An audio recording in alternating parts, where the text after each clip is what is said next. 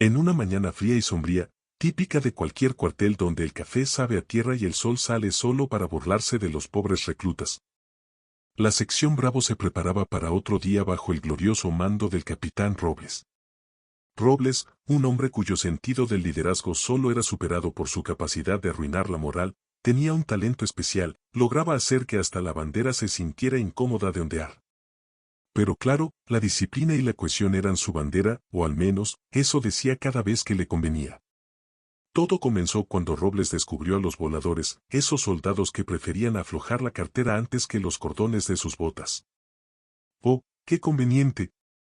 En lugar de sudar en la pista de entrenamiento, algunos ofrecieron al capitán un aporte voluntario para evitar las fatigas físicas.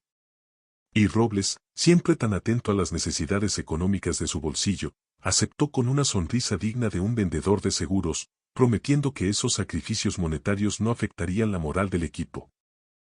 ¡Qué optimista era el hombre! A fin de cuentas, la unidad necesitaba reorganizarse, ¿no? Así que un buen día, sin más explicación que un papelito arrugado en su bolsillo, Robles decidió enviar a volar a la mitad del personal. Las filas se encogieron y los soldados que quedaban, aquellos que no tenían más oro en el bolsillo que barro en las botas, empezaron a cuestionarse si el capitán realmente sabía distinguir entre un campo de batalla y una subasta. Las formaciones, que antes parecían un desfile de soldados firmes y orgullosos, se convirtieron en algo que ni siquiera un dibujo infantil podría tomar en serio. Robles, por supuesto, culpaba al destino militar, que para él era sinónimo de todo lo que no me favorece. El sargento Molina, viejo lobo de mar en un desierto, fue el único que tuvo la audacia, o la estupidez, de enfrentarse a Robles. Mi capitán, con respeto, ¿no cree que mandar a la mitad de los hombres a descansar sus billeteras mientras el resto se parte el lomo es, digamos, poco motivador? Robles, siempre con su aguda habilidad de negar la realidad, respondió con la finura de un dictador en miniatura: sargento, o guarda silencio o será usted quien termine guardando sus cosas en otra unidad. Las amenazas, la herramienta favorita de los líderes incapaces. Desde ese momento, el miedo se instaló en la sección Bravo. Cada paso en falso, cada error mínimo se convirtió en una excusa para un viaje de negocios a otra unidad, cortesía del capitán. Los soldados, que antes compartían historias y risas bajo la sombra del mismo árbol, ahora se susurraban críticas como si estuvieran conspirando contra el mismísimo César.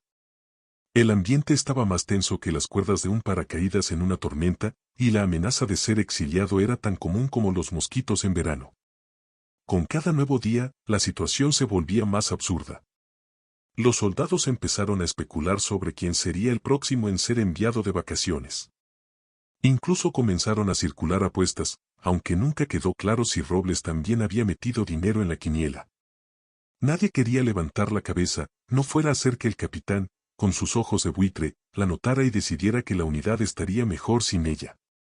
Las órdenes de Robles se volvieron una mezcla de contradicciones, frases vagas y amenazas veladas que hicieron que hasta el manual militar pareciera poesía clara y concisa. La tensión alcanzó su punto máximo en una operación nocturna. La operación, una maniobra que, según el capitán, sería un ejercicio simple para evaluar la cohesión. Sí, claro, simple. Como cortar un cable rojo y azul cuando eres daltónico. Los soldados se adentraron en el bosque, con más miedo de perder sus carreras que de fallar la misión.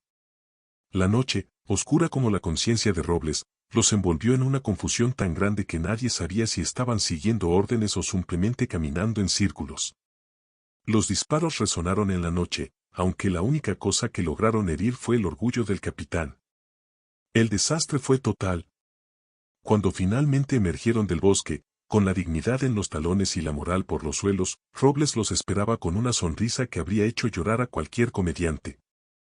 «Inútiles», gritó, señalando a todos como si fueran culpables de haber arruinado su impecable plan, que, en realidad, solo existía en su mente.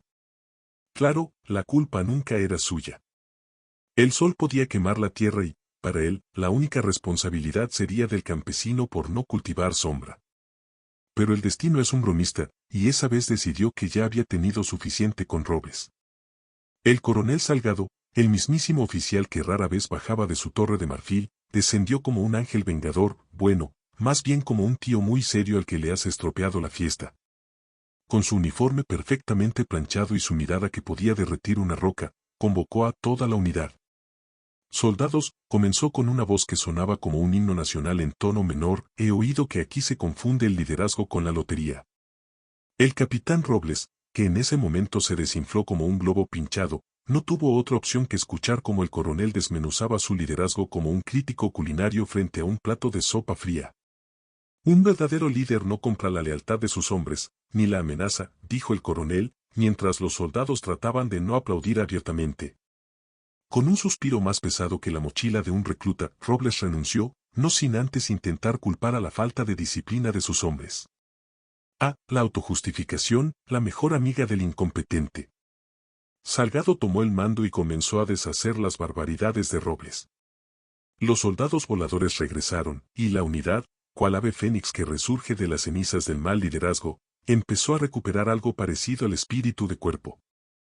Claro, las bromas sobre pagar por tu libertad nunca desaparecieron del todo, y cada vez que alguien quería descansar un poco más en las maniobras, solo tenía que preguntar en broma, ¿cuánto cuesta una semana libre por aquí?